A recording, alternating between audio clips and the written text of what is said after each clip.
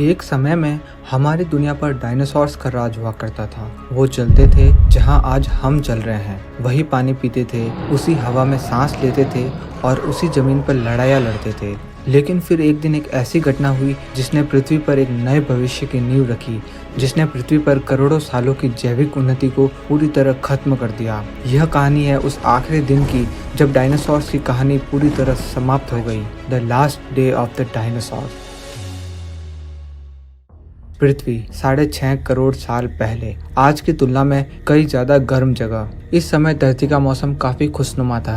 चारों ओर सिर्फ हरियाली फैली हुई थी, जहां डायनासोर्स अपनी रोजमर्रा की जिंदगी बिता रहे थे। 350 किलो से भी ज्यादा वजन और 40 फीट के पंखों के साथ उड़ने वाला क्विट्ज़लकोआटलस इतिहास का सबसे बड़ा उड़ने वाला जीव था और ये इस समय शिकार पर निकला है। घाटी के 1 मील नीचे एक ऐसा शिकार है जिसे कोई भी जीव छेड़ नहीं सकता। यह है टायरेनोसॉर्स, जिसे टी रेक्स भी कहते हैं। अभी अभी इसके अंडों से एक नन्हा सा डायनासोर बाहर निकला है। धीरे धीरे वो बड़ा होकर इस युग का सबसे खतरनाक शिकारी बनेगा, लेकिन उसके लिए इसे भोजन की जरूरत होगी। इसके लिए उसका पिता एक पूरी तरह विकसित टी रेक्स शिकार पर निकलता है। उड़ते हुए क्विट्ज़लकोआटलस के लिए ये एकदम बढ़िया मौका था। नन्हे डायनासोर के पास इस समय कोई नहीं है। मौका पाकर वो उन बच्चों पर हमला कर देता है। विशाल टी रेक्स अपने बच्चों के चिल्लाने की आवाज से वापस आता है। क्विट्ज़लकोआटलस के विशाल पंख लंबी दूरी तक उड़ान भरने के लिए बने हैं, लेकिन इसका इतना बड़ा आकार उसे मुश्किल में डाल देता है जब वो किसी छोटे कोने में फंस जाता है। इसके लिए टी रेक्स से बचकर उड़ पाना मुश्किल हो जाता है।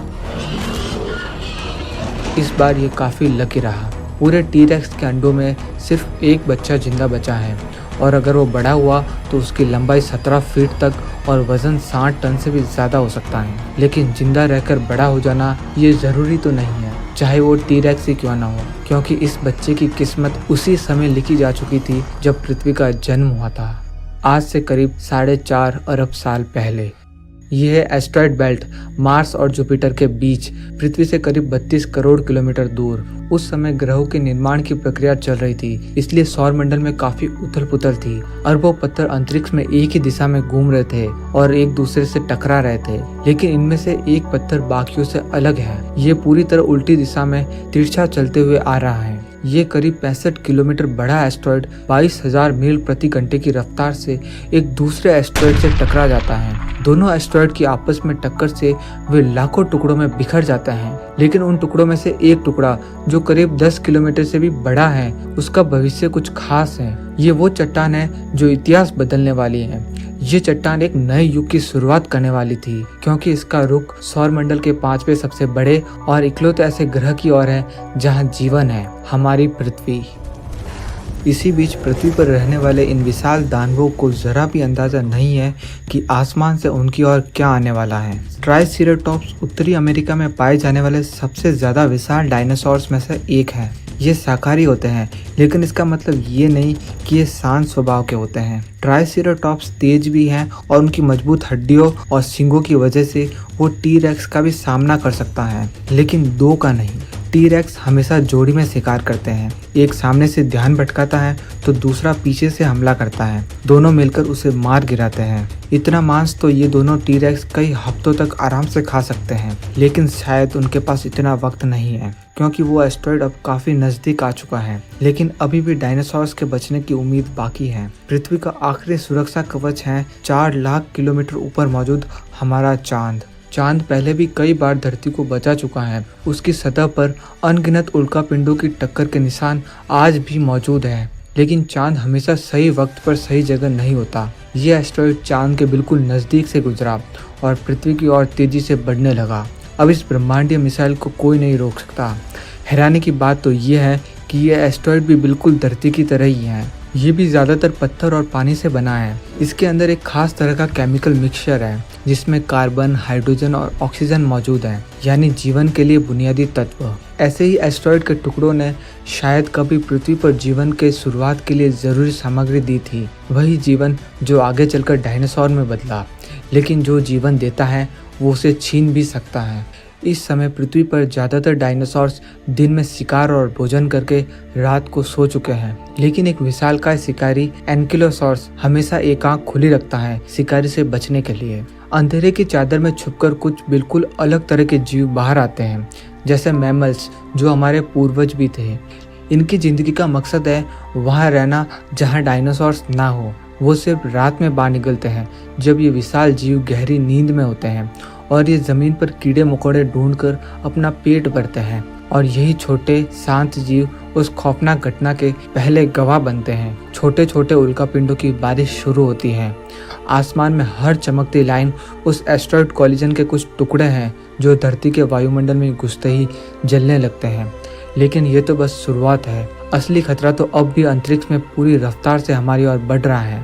एक विशाल एस्टेरॉयड जो सीधे पृथ्वी से टक्कर के रास्ते पर है। अब कयामत का समय बहुत करीब है। 100 मिलियन सालों की लंबी यात्रा के बाद ये ब्रह्मांडीय चट्टान अपने आखिरी मुकाम के करीब है और साथ ही जीवन से भरी एक पूरी दुनिया का अंत भी।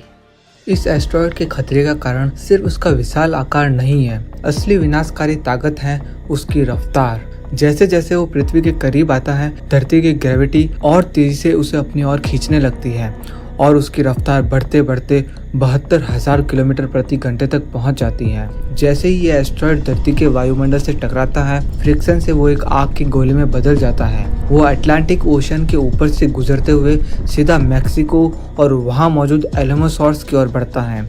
उसे पूरा महासागर पार करने में सिर्फ 4 मिनट लगते हैं। इस आग के गोले का तापमान 35,000 डिग्री सेल्सियस तक पहुंच जाता है और इसकी चमक 10 लाख सूरज से भी ज़्यादा तेज हो जाती है।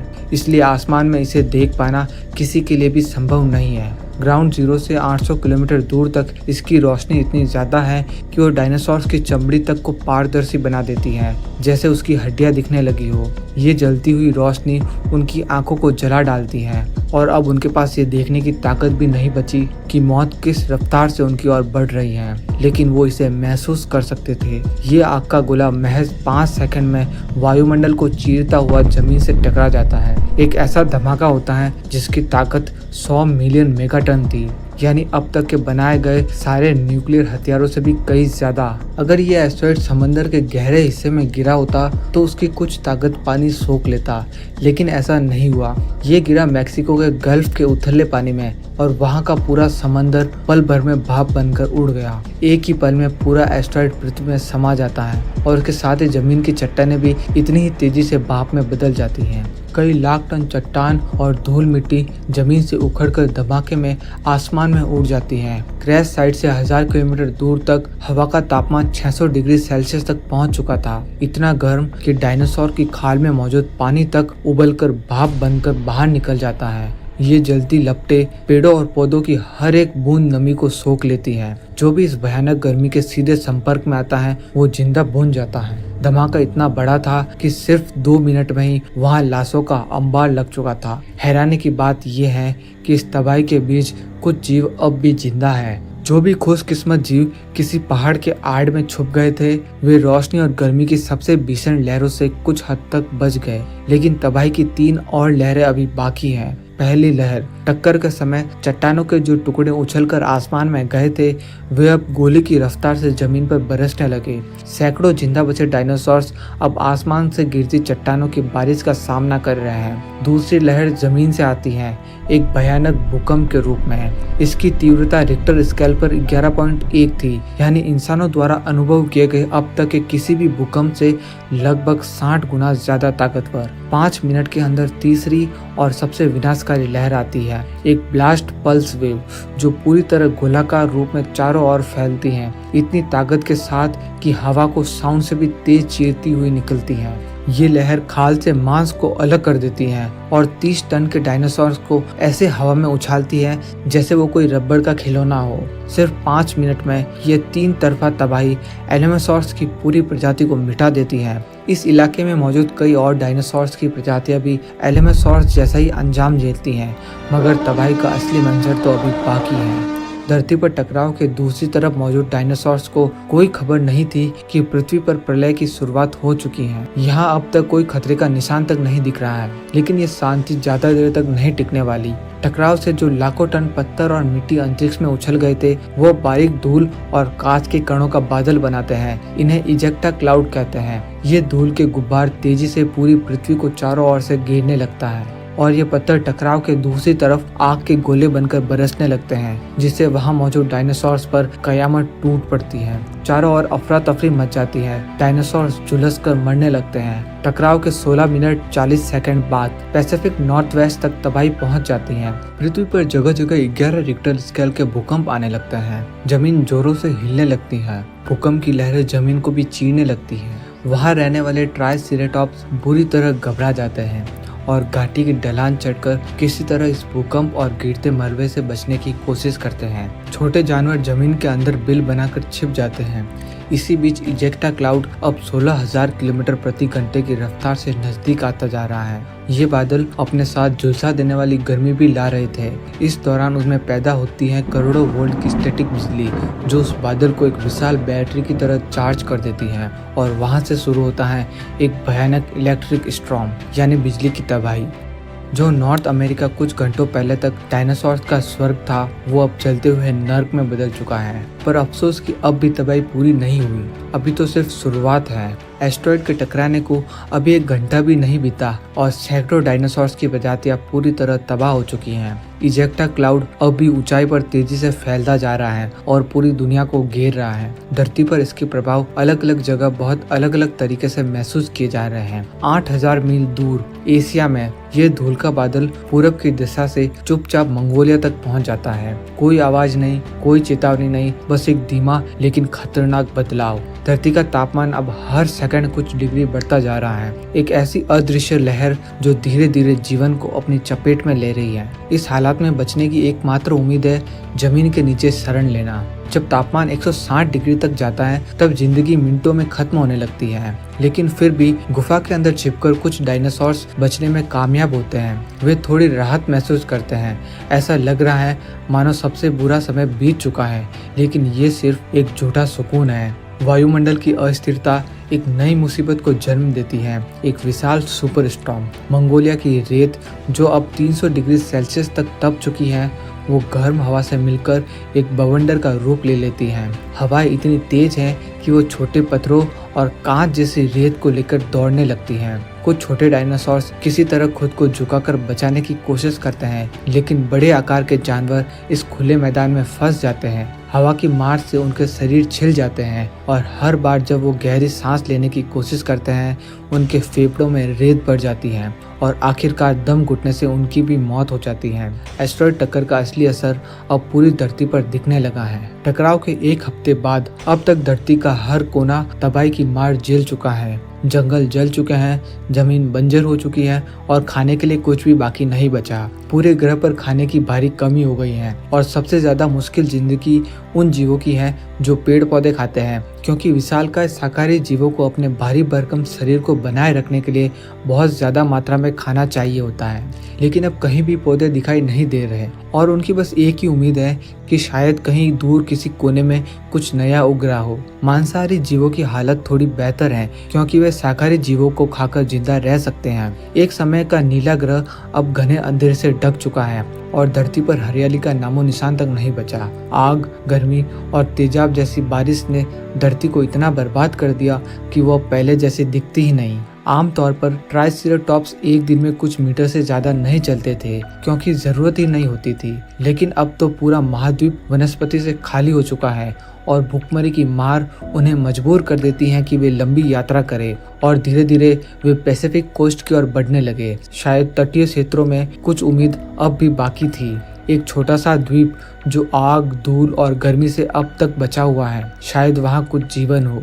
एक मादा क्विट्ज़ेलकोआटलस पिछले 3 दिनों से लगातार उड़ रही हैं और अब वो बुरी तरह थकान और भूख से बेहाल है। असल में जो जानवर उड़ सकते थे वो आग से तो बच सकते थे, लेकिन उतरने के लिए जमीन पर अब बहुत ही कम सुरक्षित जगह बची हैं और खाने को तो लगभग कुछ भी नहीं बचा। 1000 फीट की ऊंचाई पर वो उस टापू की एक झलक देखती हैं, लेकिन जो ऊपर से शांत सुरक्षित और हरियाली से ढका हुआ दिखता है, वो असल में उतना सुकून भरा नहीं है जितना लगता है। समंदर की गहराई में एस्टेरॉयड के प्रभाव से समुद्री जमीन धंस जाती है। अचानक समुद्र का पानी पीछे खिसकता है और एक 300 फीट ऊंची मेगा सुनामी बनती है, जो कुछ ही सेकंड में जमीन को निगल जाती है।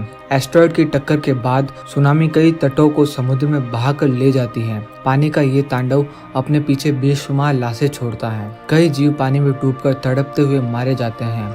डायनासोर के लिए आखिरी और निर्णायक हमला धरती के अंदर से आता है। टक्कर से उठी भूकंपीय तरंगे पूरी पृथ्वी में फैल जाती हैं, जिससे टेक्टोनिक प्लेट्स अंदर से फटने और खिसकने लगती हैं। इन टूट फूट के कारण पिघली हुई चट्टानें जमीन के अंदर से रास्ता बनाकर ऊपर की ओर बढ़ती हैं और फिर एक के बाद एक भयानक ज्वालामुखी विस्फोटों के जरिए धरती की सतह को फाड़कर बाहर निकलती हैं। भूकंपीय तरंगों ने दुनिया भर के शांत ज्वालामुखियों को जगा दिया। इनसे निकलने वाला गर्म और खौलता हुआ लावा पृथ्वी पर बची कुछ जगहों पर काल बनकर टूट पड़ता है। अब पृथ्वी किसी नर्क से भी बदतर हो चुकी है। इन ज्वालामुखी विस्फोटों में कई जहरीली गैसें निकलती हैं, जिससे पहले से ही पूरी धरती को ढक चुके मलबे, धूल और जहरीले एसिड के बादलों में और भी ज्यादा जहर घुल गया। ये धूल की चादर अब कई किलोमीटर मोटी हो चुकी है, एक ऐसी घनी परत जो सूरज की रोशनी और गर्मी को धरती की सतह तक पहुंचने से पूरी तरह रोक रही है। आने वाले कुछ दिनों और हफ्तों में पूरी पृथ्वी एक गहरे न्यूक्लियर विंटर में डूबने लगती है। कुछ हफ्ते बाद अब तक कई डायनासोर की प्रजातियां पूरी तरह मर चुकी हैं और जो कुछ बचे हैं वे भी विलुप्त होने की कगार पर हैं। अब यह केवल जिंदा रहने का नहीं बल्कि अपनी प्रजाति के अस्तित्व को बनाए रखने का भी सवाल है। कई जगहों पर अब भी गिने चुने डायनासोर जिंदा हैं, लेकिन इनकी आबादी इतनी कम हो चुकी है कि इनके लिए प्रजनन करना और एक नई पीढ़ी लाना असंभव हो गया है। धरती के भीतर ज्वालामुखी गतिविधियों के कारण निकली जहरीली गैस हाइड्रोजन सल्फाइड धूल के बादलों के नीचे की तरफ बसे इलाकों में इकट्ठा होने लगती हैं। जब ये जहरीली गैसें डायनासोर्स की सांस के साथ अंदर जाती हैं तो धीरे धीरे उनके शरीर को लकवाग्रस्त कर देती हैं, जिससे भागना नामुमकिन हो जाता है और आखिरकार दम घुटने से उनकी मौत हो जाती है। इस तरह मंगोलिया के इस हिस्से में बचा आखिरी डायनासोर भी अब मर चुका है। मैक्सिको भी अब एक कब्रिस्तान बन चुका है। एस्टेरॉयड टक्कर से सिर्फ 50 मील की दूरी पर ये इलाका तबाही की कई लहरें झेल चुका है। ऐसा लगता है जैसे प्रकृति ने अपना सारा कहर इस एक जगह पर ही बरसा दिया हो। हर दिशा में सिर्फ लाशें और राख। जैसे जैसे खाना पूरी तरह गायब हो रहा है, भूख से तड़पते ये शिकारी अब हर एक कैलोरी के लिए लड़ने को मजबूर है, यहाँ तक कि जान देकर या लेकर भी। जो डायनासोर इजेक्टा, आग और जहरीली गैसों से किसी तरह बच निकले, अब अंत में अपने ही भारी भरकम शरीर की जरूरतों के बोझ के नीचे दबकर दम तोड़ने लगते हैं और आखिरकार वो विशाल साम्राज्य जो कभी पूरी धरती पर राज किया करता था, एक पल में इतिहास के पन्नों में दफन हो गया। डायनासोर्स को इस मुकाम तक पहुंचने के लिए 16 करोड़ सालों का समय लगा था, वहीं उन्हें खत्म करने के लिए बस एक पत्थर ही काफी था। लेकिन डायनासोर ही इस ग्रह के इकलौते जीव नहीं थे। उनके साथ कुछ छोटे और साधारण जीव जैसे मैमल्स भी थे, जो बहुत लंबे समय से डायनासोर्स की छाया में जी रहे थे। जब बाढ़ और आग की लपटों ने पूरी धरती को अपनी चपेट में ले लिया, तभी नन्हे जीवों ने जमीन के नीचे छोटे छोटे बिलों में छिपकर अपनी जान बचाई। कुछ पेड़ों के तने में छिप गए, कुछ पौधों की जड़ों के पास दुबक गए और कुछ ने मिट्टी के नीचे अपना रास्ता बना लिया। इस तरह मैमल्स महाप्रलय से खुद को सुरक्षित रखने में कामयाब रहे और यही जीव इस ग्रह के अगले शासक बनने वाले थे। धरती अब उन जीवों की हो गई थी जो छिपने में माहिर थे। मछलियां पानी की गहराई में सुरक्षित रही और पानी में रहने वाले रेंगने वाले जीव भी बच गए, और खासकर पक्षियों में वो जल पक्षी जो पानी में गोता लगाकर या झाड़ियों में छिपकर खुद को बचा सके। सूरज की रोशनी को दोबारा जमीन पर पहुंचने में कई साल लगेंगे, लेकिन धीरे धीरे भारी बादलों की परतें छटने लगती हैं। मैक्सिको की खाड़ी में जहां एस्टेरॉयड ने टक्कर मारी थी, अब एक उथला सा गड्ढा नजर आता है। इतनी भीषण तबाही के लिए ये बस एक मामूली सा निशान है, लेकिन इन्हीं मलबों और बर्बादी के बीच से प्रकृति एक बार फिर से एक नई शुरुआत करती है। जहां हर और राख और सड़न फैली थी, वहीं सबसे पहले फफूंद और कवक जैसे साधारण जीवन ने फिर से पैर पसारना शुरू किया। फिर धीरे धीरे एक नया जीवन उभरने लगता है और उनमें एक पौधा सबसे आगे था, फर्न।